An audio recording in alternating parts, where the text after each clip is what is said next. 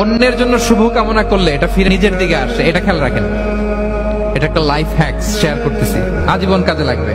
অন্যের জন্য যেটাই ভালো কামনা করবেন এটা ঘুরে আপনার দিকে আসবে। অনেকে বলে হুজুর ওর জন্য দোয়া করে আমার কি লাভ? নিজের জন্য আল্লাহ আমারে মাফ করে দাও, আল্লাহ আমারে সমৃদ্ধি দাও, আল্লাহ আমার বেতন বাড়াও, আল্লাহ আমার ব্যবসায় বরকত দাও, আল্লাহ আমার ছেলেরা হাফেজ বানাও, আল্লাহ আমার বউ, আল্লাহ আমার মেয়ে, আল্লাহ আমার আমার আমার সব আমার ভালো আপনি চাচ্ছেন নিজের জন্য, অন্যদের জন্যও চান।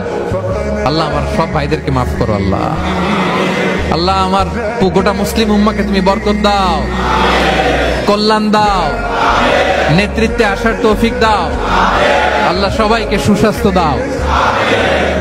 এটা ফিরে আপনার দিকে আসবে। অন্যের জন্য শুভকামনা বহুগুণ বৃদ্ধি হয়ে নিজের দিকে রিটার্ন করে। বিষ্ণু সাল্লাল্লাহু এটাই বলেছেন, মা মিন আবদিন মুসলিমিন ইয়াদউ লিআখিহি বিযাহরিল গায়বি ইল্লা ক্বালা লাহুল মালাকু ওয়া লাকা বিমিসলিন। কেউ যদি তার ভাইয়ের অনুপস্থিতিতে তার ভাইয়ের জন্য দোয়া করে, ফেরেশতারা ওই দোয়াটা তার জন্য আগে আগে করে।